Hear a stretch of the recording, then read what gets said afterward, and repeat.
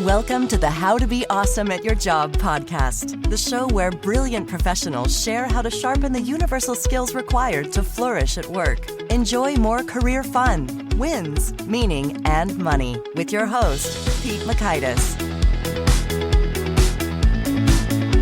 Hello, and thanks so much for joining us here for episode 597 with Alex Carter. Alex has some masterful wisdom that can help you get more of what you want in any negotiation and broadens our perspectives that negotiations are bigger than when you're buying a house or getting a job offer, but all kinds of scenarios. So you'll learn 1, the 4 questions that help you negotiate better, 2, how to boost your confidence going into a negotiation, and 3, how to increase your chances of getting a yes from your boss. So if you want to check out the show notes or the transcript or the links to items that we've referenced, please visit awesomeatyourjob.com/EP597. That's EP597. And you can see those resources there. And while you're checking out resources at awesomeatyourjob.com, I encourage you to sign up for the Gold Nugget email list. When you're on it, you can get a summary email of all the wisdom that Alex shared in about a 3-minute read, as well as access to the whole vault of every one of these summaries we've ever done, which is almost 600 now. Crazy. It's called the Gold Nuggets at awesomeatyourjob.com. Now here's Alex's story. Alex Carter is the director of the Mediation Clinic at Columbia Law School, where she's also an award-winning professor and a world-renowned negotiation trainer for the United Nations. She also serves as executive director of Stand Up Girls, helping tween girls develop relationships for greater self-esteem and resilience.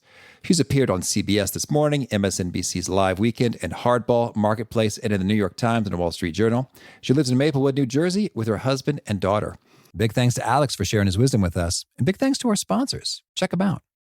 And big thanks to our sponsor, Acorns. Acorns makes it easy to start automatically saving and investing for your future. You don't need a lot of money or expertise to invest with Acorns. In fact, you can get started with just your spare change. Acorns recommends an expert-built portfolio that fits you and your money goals, then automatically invests your money for you. NerdWallet.com, whom I love on these sorts of matters, gives Acorns a whopping 4.7 stars and says, quote, if you want to make the most of your spare change, there's no better place to do that than Acorns. Head to acorns.com/awesome or download the Acorns app to start saving and investing for your future today. And we got a legal disclaimer here. It may not be representative of all clients. Tier 1 compensation provided. Compensation provides an incentive to positively promote Acorns. View important disclosures at acorns.com/awesome. Investing involves risk, including the loss of principal. Please consider your objectives, risk tolerance, and Acorns' fees before investing. Acorns Advisors LLC, Acorns, is an SEC-registered investment advisor. Brokerage services are provided to clients of Acorns by Acorns Securities LLC, member FINRA/SIPC. For more information, visit acorns.com. One sponsor to check out is Harvard Business Review. This brilliant magazine, published at hbr.org, is the leading destination for smart management thinking. Fun fact, HBR has been mentioned in 108 episodes of the show. That's because HBR has great stuff that comes up often. They've got explainer videos, podcasts, real-world case studies, and much more. I think of HBR each night that I put on my special orange glasses. Their article, Will Blue Light Glasses Improve Your Sleep?, revealed that those who wore them reported better sleep and a 7% improvement in work performance as compared to those who wore the sham glasses.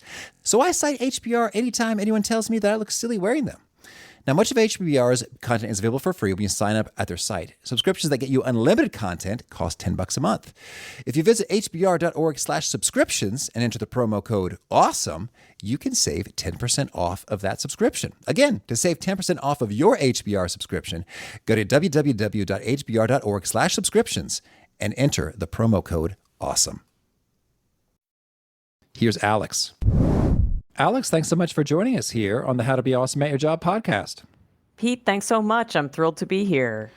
Well, I'm excited to talk negotiation, and I'd love it if you could kick us off by sharing one of your coolest negotiating stories. Sure. Coolest negotiating stories. How about the first time I ever negotiated my own salary? That sounds like a good one. Let's go ahead. So, yes. I'm one of these people who, and some of your listeners may relate, early on in my career, I worked at places that were all lockstep. So I never had much to negotiate. Well, fast forward to the first moment in my 30s that I ever negotiated my salary. Went in, power suit on, ready for battle. And to my surprise, they came in slightly above what I was expecting. So had just enough on the ball to keep my face neutral, said, thank you so much, I'll get back to you. Went out and called a senior woman in my field. And I said, I'm not sure what to do. They came in above. And she said, I'm going to tell you what to do, Alex. You're going to go in there and you're going to ask for more. And I said, I'm going to ask for more. And she said, yes, because when you teach someone how to value you, you teach him how to value all of us, meaning women. And so if you're not going to do it for yourself, I want you to go in and do it for the woman who's coming after you. Do it for the sisterhood. Okay. And so that was the moment when I realized that asking for more and negotiating and claiming my value actually was not a selfish act. That in doing that, I could create more seats, not fewer, around the table for people to join me. Well, that's a beautiful reframe right there in terms of, it's not a zero-sum game, is benefiting, more persons than just you.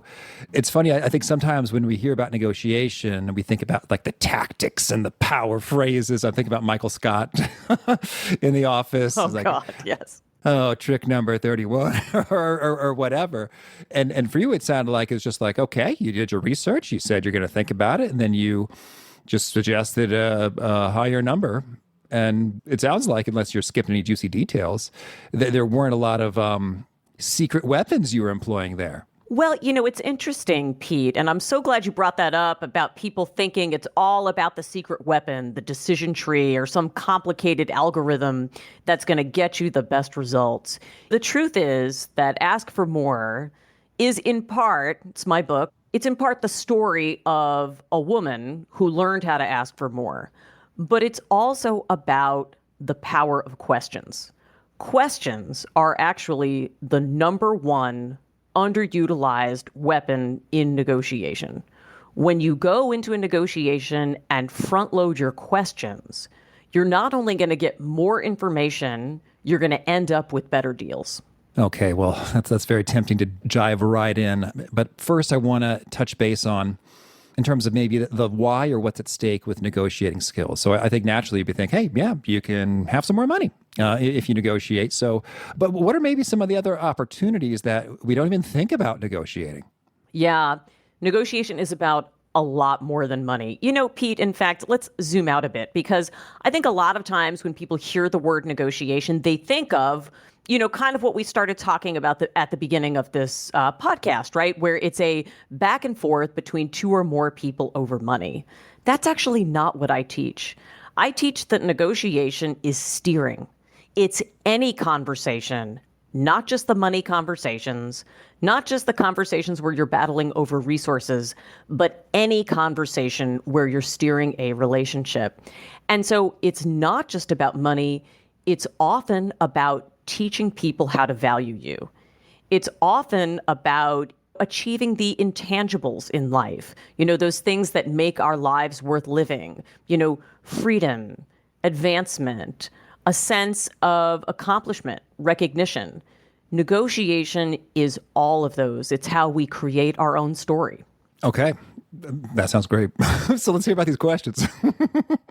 You're right. All right, let's get back. So in fact, the first question that people should be asking in negotiation is actually not when they sit down with somebody else. So Pete, by the time you and I sit down to negotiate, half of the process is already done. And that's the part of the process that starts at home with me. So before I even sit down with somebody, I need to be asking myself questions. And the first question I tell people to ask in every scenario is this: what's the problem I want to solve?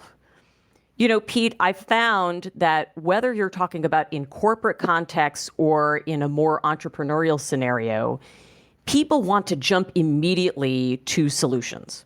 There's budget allocation, and I'm the leader of my department, and I want to go in immediately and say, this is where my department's number should be. But wait a second, what's the problem I want to solve? Am I merely looking for X number of dollars here because I'm allocating it to certain projects?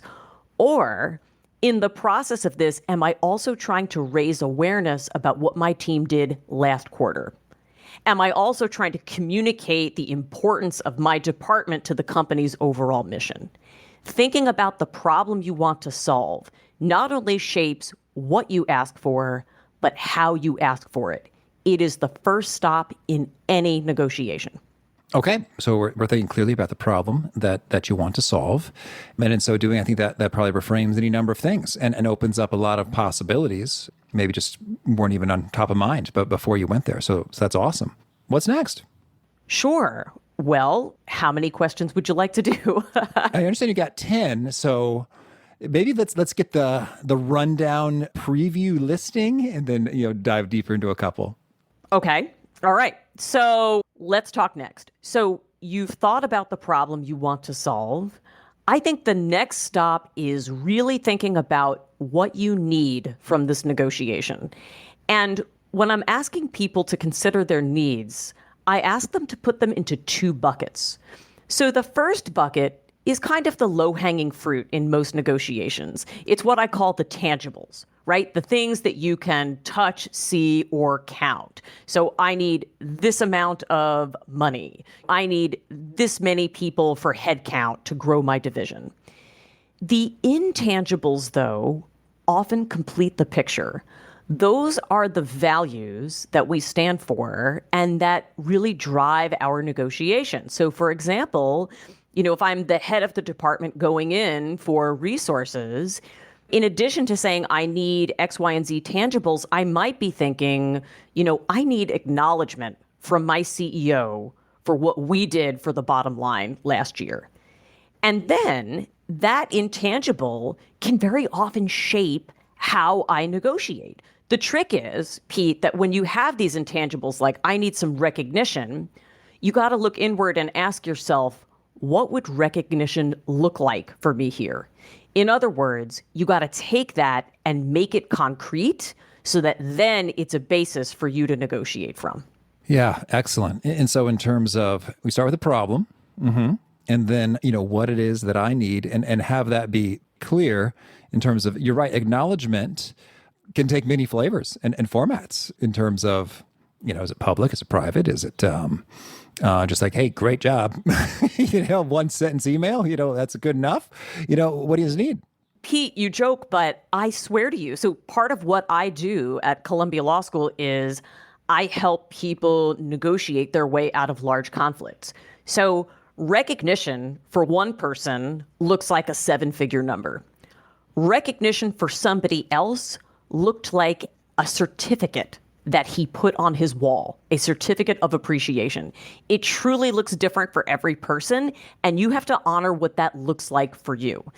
Ask for More is all about tuning out the noise of what other people think you should need and tuning in to what things like recognition and freedom and respect look like for you.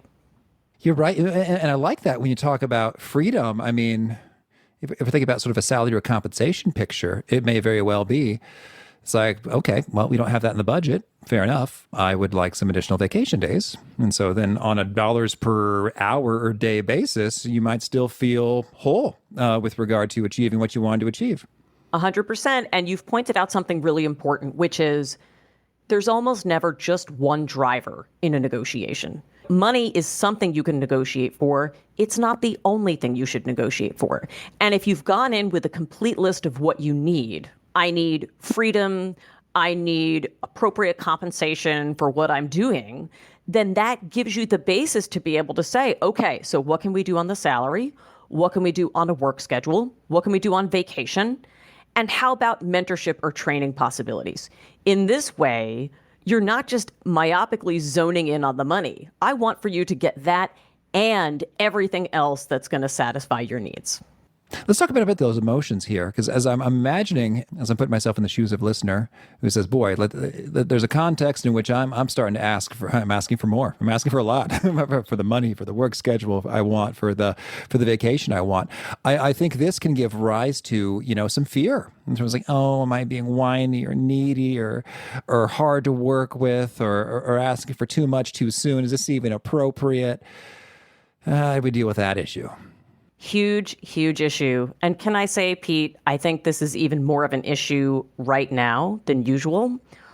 All the time, people are having this conversation in our head. It's not just, am I whiny or am I needy? For a lot of people, it's, am I worth it? Do I really believe that I am worth what I am asking for? That is where negotiation starts. And I have to tell you that fear you were describing is so much more present now. Every day, I get a note from somebody I don't know asking me, can I really negotiate even right now? Even when I'm desperate for a job, even when I really need some money coming in the door. And the answer is that not only can you, you should.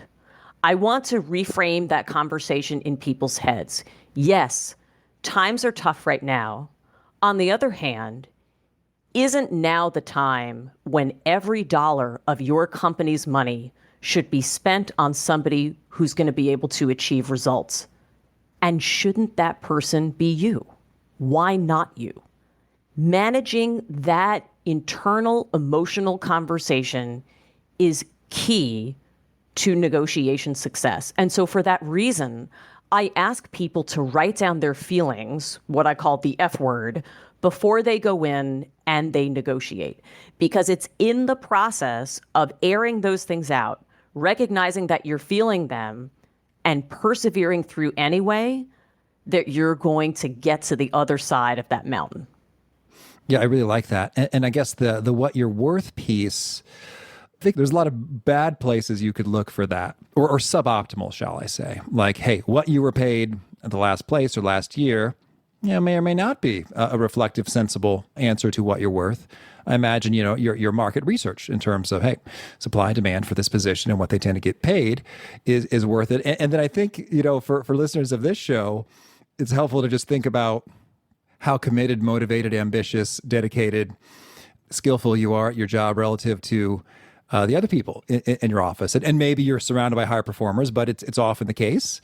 People say, wow, a lot of people just aren't really doing their job that many hours out of the day here. So hot dog, I'm pretty diligent. So I might be worth 2 or 3 times what my peers are getting paid. I've counseled thousands of people. Most people are underestimating themselves and not overestimating.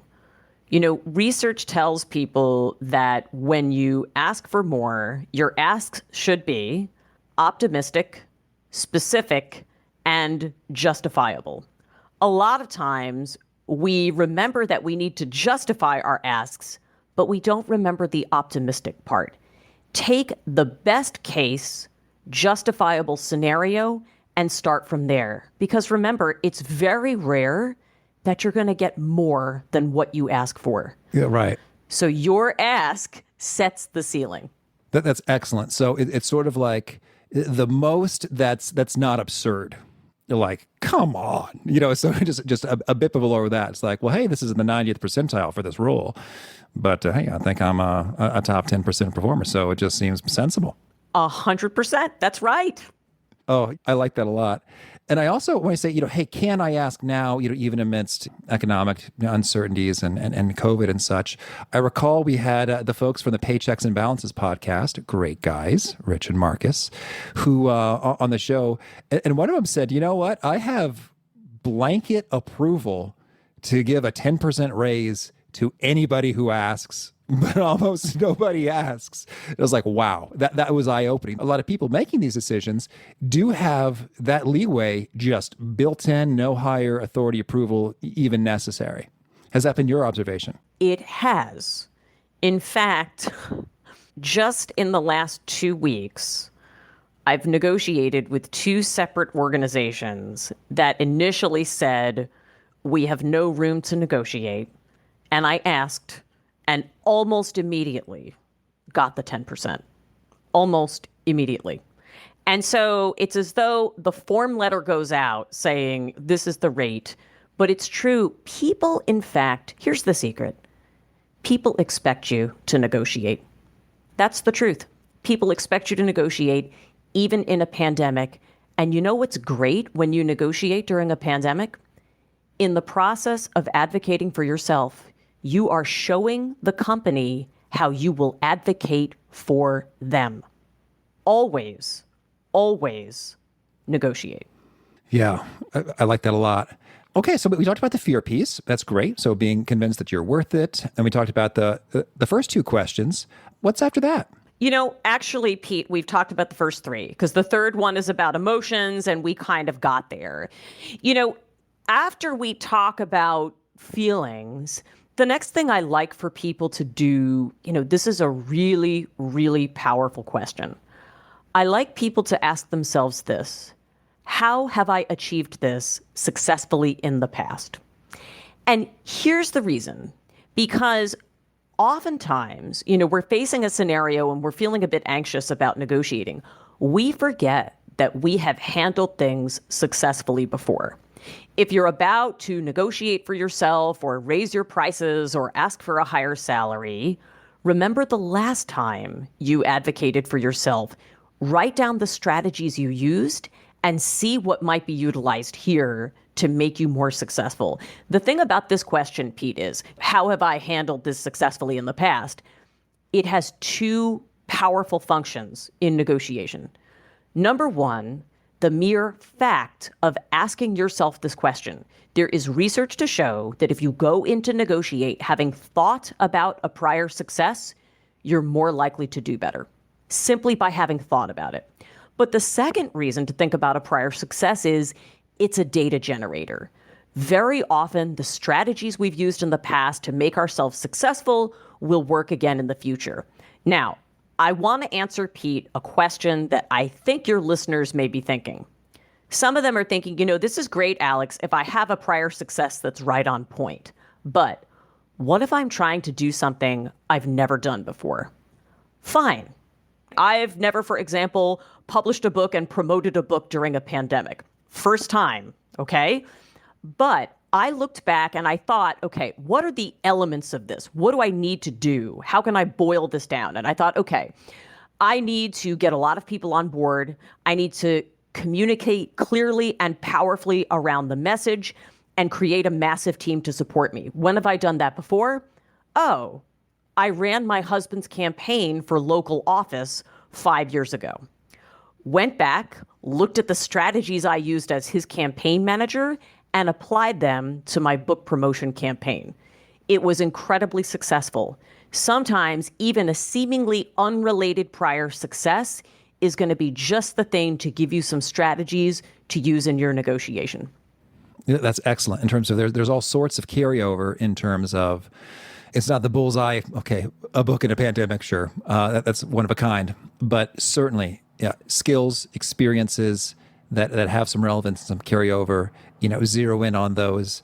And that is great in terms of double barrel. You can bring that up, if it comes up, and you feel all the more resolute and convicted about you being worth it for having gone there. So that's excellent. Yes. And if I can speak to that point, Pete, remember we talked about sort of psyching yourself out, almost giving yourself the no before anybody else can. If you are somebody who has difficulty advocating for yourself, my guess is, if you're listening to this podcast, that you are great at negotiating on behalf of other people, your department, your friends, your kids. I want you to write down what makes you so successful when you negotiate for other people and then use it for yourself. Over and over again, I have worked on this exercise with corporate leaders, and they tell me they find it unbelievably helpful in channeling those strengths to go in and ask for more. Oh, I love it, because that just sort of cuts through all of the self-doubt stuff in terms of if I am negotiating for Pete Inc. as opposed to me, then you're operating a bit differently. So that's great. I want to get your take on, this might be advanced, but I think it comes up. It's come up for me, and I don't do a ton of negotiating. When's the right time to think about bringing in an agent or a lawyer? When should you do that versus not do that? I remember when I was closing on my house, it seemed like the lawyers kind of made things more intense and a little kind of harder to get into a win-win. I remember at one point, they're like, did they say it was a shakedown for them to impugn our integrity that way? And she's like, oh no, that was just me summarizing. Like, we get some misunderstandings and some intensity. But at the same time, lawyers and agents are professionals with a skill set that have their use. How do you think about that game? So interesting. Pete, I'm a lawyer. And yet I think we often get in the way, right? We have a way, and it goes down to how a lot of lawyers are trained. So again, I have a JD, I'm a practicing lawyer, but for my first 2 years of law school, before I took the class that I'm now teaching, I basically was a hammer and all I saw were nails. And I was looking for how I could escalate a conflict at any turn. You know, the truth is, Pete, I do make use sometimes of lawyers and agents. I have literary agents, I have speaking agents, all sorts of people who work with me. The truth is that nobody's going to be a better messenger than you. Even if you have an agent, I work really hard to steer that relationship and to help use them for the things that they are great at, right? Some of the industry-specific knowledge. That might be an occasion when I would hire, right? This is, very industry-specific. They're going to be able to help me fill in all the things that we could negotiate for. But how we prioritize and that strategy, that has to come from you. That has to come from the client. And there is no substitute for that. Okay. Understood. And that makes a lot of great sense in terms of if they've done, many book deals or speaking gigs, it's like, well, they kind of know what people are paying because it can vary wildly. A keynote might sell for $3,000. It might sell for $30,000. What are the nuances that determine where you go within that massive range? Absolutely. I have the best in the business, both on the literary and the speaking front. And still, when I choose an agent, I choose somebody who wants me to partner with them, somebody who can come to the table with their expertise, and I can come to the table and say, might we prioritize it this way? Could we say it this way? And this way, we are working together as partners on the ultimate result. Okay, well, I'd love to zoom in now in terms of, let's say, there's not a big high stakes negotiation per se coming up for a professional. But, this is sparking some things for people like, what, I would like to have more in my job, either in terms of flexibility or learning and development or any number of things that kind of outside the big promotion, raise cycle or new job opportunity. You're sort of, hey, you've been in a job for a while and there's some things you'd like. Any pro tips on broaching that topic with boss and leadership to maximize the odds they'll say yes? Absolutely. So this is advice I give normally, but I think is especially apt during a pandemic. I would choose your timing carefully. And I mean that from two angles. First, I would consider what's going on for the other person. What do they have coming down this week? Right now is a time I think about myself. Here it is. We're recording this mid-August, and I'm staring down the barrel at a fall semester. I'm not sure what's happening with my teaching at Columbia. I think I'm virtual. Not sure what's happening with my fourth grader. If somebody came to me the moment that my school released its plan and asked me for something, I'm not going to have the bandwidth to consider it properly. So think about what's going on for them, earnings, whatever it might be, time it from that perspective. I would also think about timing from your perspective. What's going to be the best timing to increase your leverage? Did you just deliver on something early? Did you just achieve a great result? Your boss says, Pete, this was an unbelievable job. That could be a great moment to say, thanks so much. I enjoyed working on this. And while I have you, I'd love to get some time on your calendar to talk about my future at the company and where I would love to be in a few years. So taking that opportunity at the most propitious timing to set up the conversation. I would also try to do something where you can see each other's faces. We're virtual. And so the temptation is, do I do it email? Do I do by phone? If you're having an important conversation, body language is data. And I want you to have as much data as possible about what the other person is thinking. So I would do that. My last tip for asking, especially right now, is to frame it in a particular way. So when I'm helping people to make their asks for the greatest success, I tell them to execute what I call an we. In other words, here's what I'm requesting, and here's how we all benefit. In other words, When you have started your negotiation and steered your relationship with your manager by asking questions, by getting to know them, you have now figured out how to frame what you need in a way that it's also going to meet their needs, right? So if you put me on this project that I've been asking for, here's how I'm going to be able to contribute toward your success, that type of thing. Yeah, that's excellent. I'm reminded of Robert Cialdini's book, Persuasion there, in terms of like the moment, like what happens just before the conversation starts can make a world of difference. Huge. Absolutely. So I know they're not, secret weapons is not where the action is. Nonetheless, I would love it if you could share with us, what are a few maybe bits of verbiage or script, some do's or don'ts in terms of, hey, I hear people say this, don't say that. Or I don't hear people say this, and you should say that. Okay. And that's okay, Pete. I use my weapons for good. I do have a secret weapon, and it's actually not about saying this or saying that. It's about the opposite. It's about shutting up. All right. The importance of silence in negotiation. In my book, I teach people 3 words that I want them to commit to memory and use in every negotiation as a guiding principle. And the 3 words are land the plane. When you make your point, when you ask a question, when you deliver a proposal, deliver it, and then land the plane, close your mouth. Too often, I see people get nervous about the silence, and so they rush in to fill it with a bunch of words that leaves them bidding against themselves or assuming what the other person might say. So in other words, Pete, what do you need to get this done here today? Would $10,000 do it? No, you don't know what Pete needed, right? Maybe he needed 5 and you overpaid. Maybe he needed mentorship or path to advancement. In other words, say what you're going to say and land the plane. Silence is not an imposition. It's actually a gift to the other person. It gives them time to think, and it prevents you from selling yourself short. Sometimes the less you say, the better. Right. I imagine in terms of, I've seen it both ways, in terms of me saying more than I should and others that I'm talking to. Like these share numbers, like, if that's manageable, it just sort of like really kind of weakens it after the fact. I mean, I know things are hard right now with the COVID, as opposed to saying $200,000 silence.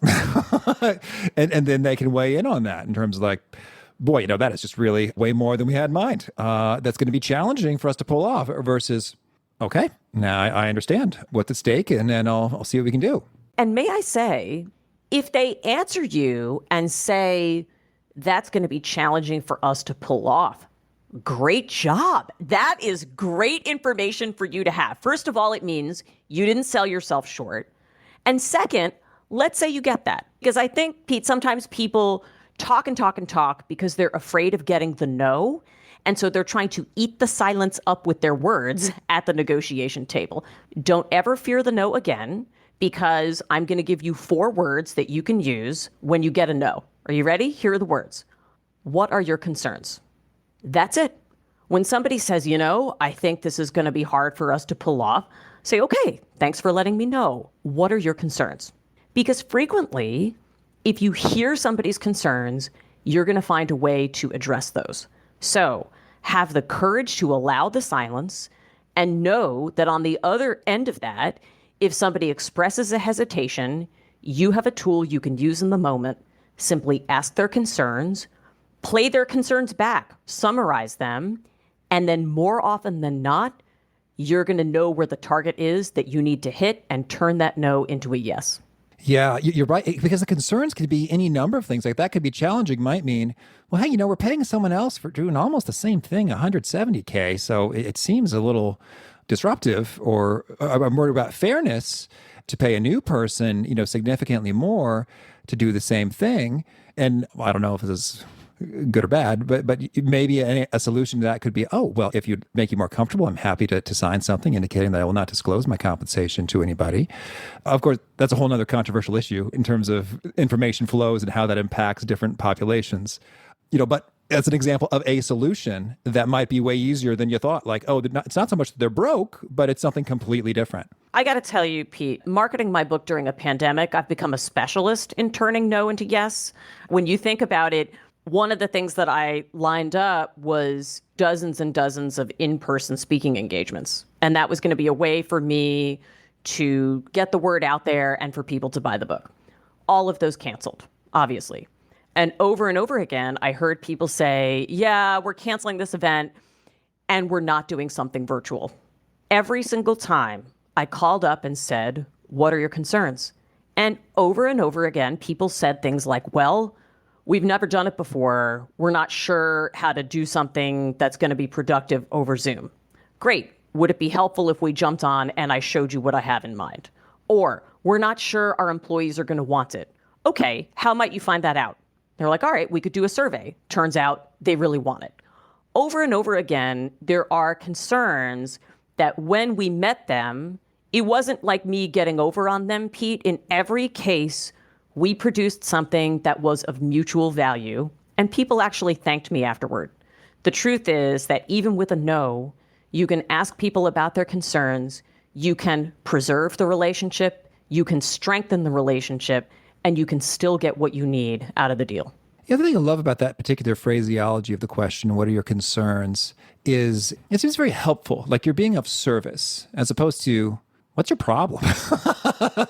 What's the issue, man? Like those get after the same information, but it doesn't land nearly as productively as, what are your concerns? I'm trying to help. Yeah, what's your problem has not gotten me the best results. Yeah, I mostly use that one at home, Pete, to be honest. All right. Well, tell me, Alex, anything else you want to make sure to mention before we shift gears and hear about some of your favorite things? Yes. I would like people to know if there's anybody out there listening who thinks negotiation is not for me because I'm not the most aggressive person in the room, or maybe I'm an introvert, or I'm somebody who prioritizes my relationships. I want you to know that all of those things can make you a great negotiator. That really, if you're somebody who is a good listener, you're somebody who gains people's trust, and you're somebody who prioritizes relationships, all you need are the right questions, and you're going to be absolutely fantastic, I promise you. All right. Well, now let's hear some favorite things. Can you share a favorite quote? Something you find inspiring? Yes. So a few years ago, I had a student who changed my life. He was a mid-career lawyer, my age, in his early 40s, who came over from India for a year of study at Columbia. And he told me that his life's motto is, only do what only you can do. And I took that on board. And at that time, Pete, I was supposed to write a textbook. I had gotten an offer from a really prestigious legal corporation to write a textbook, and I thought, this is what I should do. I'm a law professor. But then I thought about that. Is this what only I can do? And I thought, no, it's not. There are lots of people who can write textbooks. What I think only I can do, what I think I'm called to do, and what I love doing is taking negotiation concepts from law school and making them accessible to everyday people in their lives. That is what only I can do. And when I leaned into that, that's when I started writing what would become Ask for More. Well, that quote also just sparks so many things, like I should be outsourcing. It is. It's a way to think about managing your time. You know, when I think about the range of tasks I could embark on in a day, is this what only I can do? And if it's not, somebody else is better served to do it. Yeah, I'm thinking about my email inbox. It's gotten out of control. I think 90% of those messages can be handled by others. I've just been a little slow to let go. Or what about privacy? What about, honesty and respect and integrity? But these are navigable issues. And if that's your mantra, I would have solved this long ago. Okay. And how about a favorite study or experiment or bit of research? Gosh, well, I think my favorite bit of research is the study done by Professor Lee Thompson out of the Kellogg School at Northwestern that found 93% of people are not asking the questions they need to get the most out of negotiation. I remember the day I read that study, it hit me, and it accorded perfectly with what I see as a mediator and a negotiation trainer. And that was part of what gave me the impetus to go on and teach about the incredible power of open questions. Mm-hmm. And how about a favorite book?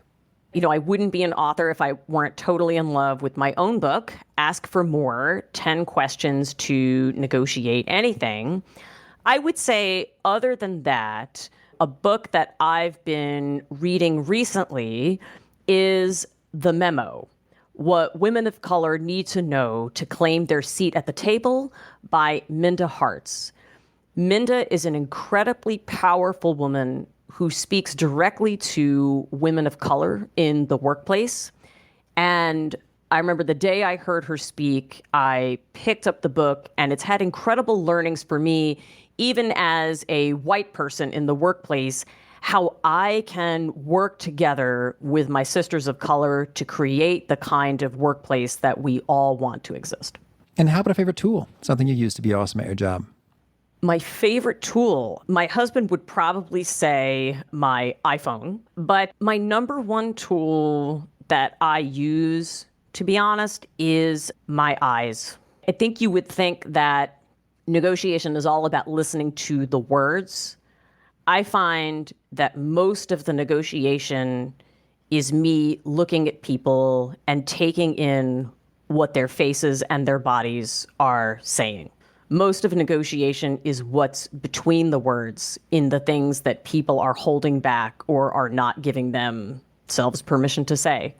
And so the more that I can see people and really see them for who they are, the more effectively I can do my job and help get them to where they want to be. Boy, there's a whole nother podcast episode in here, and we've done it once with Agent Joe Navarro from the FBI on body language, but are there one or two indicators that you found are reliable and show up a lot? Like when they do this with their eyes or their mouth or their hands, it tends to mean this, and thus it's very informative. So, Pete, the biggest tip I can give people is to get to know the person you're negotiating with and observe what's called their baseline. So in other words, Pete, if your default is to kind of sit back in your chair and then I say something and all of a sudden you lean forward, I know that I've just had an impact on you. So any kinds of changes from the baseline are things that I notice. The other big thing I see is, people censor their emotions, but it comes out in their body language. Most frequently, I see people telling me yes while they are shaking their head no. We can do that for you, Alex. Right. People will be like, yeah, that sounds great. You can't see me, everyone, but I'm shaking my head vigorously back and forth. I see it a shocking number of times. And when I do, I simply say, Pete, your words are telling me yes, but your face is telling me no. So let's talk. What are your concerns?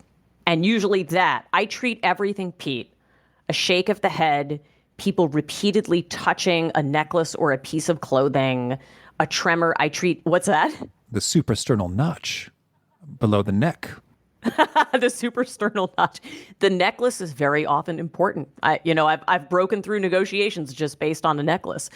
All of that stuff tells you a story, and I treat it like communication, and I raise it with people. Okay. And a favorite habit, something you do to be awesome at your job? I practice yoga for the sanity of myself and the sanity of those people around me. When I practice yoga, it's a chance for me to be completely present in the moment. And I find that presence, being there every moment and nowhere else, is key to being successful at helping people in negotiation. Okay. And is there a particular nugget you share that really seems to connect and resonate with folks? They quote it back to you often? So a lot of times people will tell me they're nervous to hold themselves out as an expert or to ask for more because they're concerned about if they stand up as an expert, does that leave less for other people? And I want you to know that when you ask for more, you benefit other people. When you ask for more in your job, you make sure that your manager gets your best, most fired up version every day at work.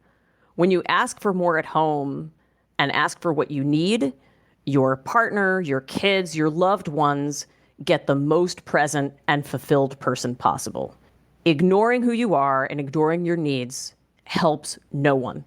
And everybody benefits when you ask for more. Oh, I love that so much. And I just watched this movie. It's been around for a while, but Paul Rudd and Reese Witherspoon in How Do You Know? I love Paul Rudd. Everything he does is good. And she drops into Tony Shalhoub plays a psychiatrist. And she's like, so is there like generally anything that you generally tell people that generally works for everyone? And he said, this is so wise from a movie, a little comedy. He said, figure out what you really want and learn how to ask for it. I was like, well, that's some real wisdom from this comedy. Right on. It's true. And that, in a nutshell, is what I teach. The first part of that is really figuring out what you want, not what somebody else wants for you, what you want, what's going to make your life worthwhile, and then figuring out how to ask for that thing.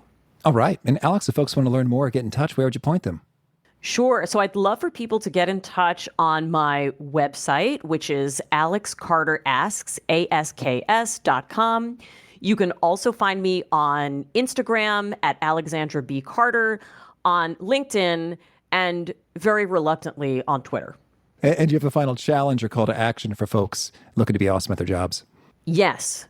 I want you to try to go out and get a no. I want you to strive for the no before the end of the year, because in doing so, I know you're going to come back to me and tell me that you got more yeses than you could ever think possible. All right. Alex, this has been a treat. I wish you all the best in all the ways you're asking for more.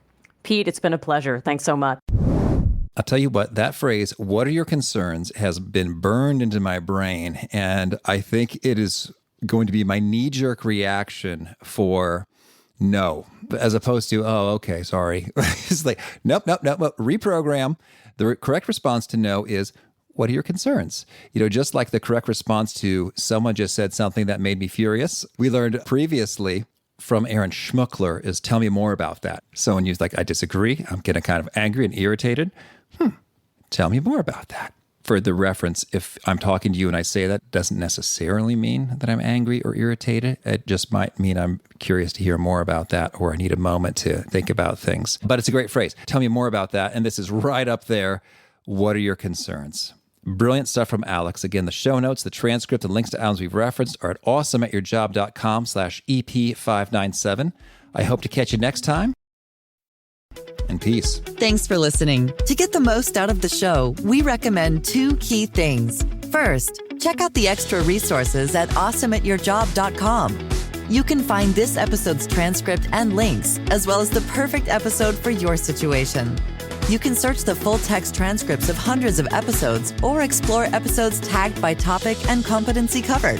Second, subscribe to the podcast and get future episodes automatically. You can subscribe by telling Siri and several other smartphones and speakers, subscribe to the How to Be Awesome at Your Job podcast, or by tapping subscribe in your podcast player of choice. If you'd like some extra help figuring out podcasts and how subscriptions work, visit awesomeatyourjob.com/subscribe for guidance. Hope to catch you on the next episode of How to Be Awesome at Your Job.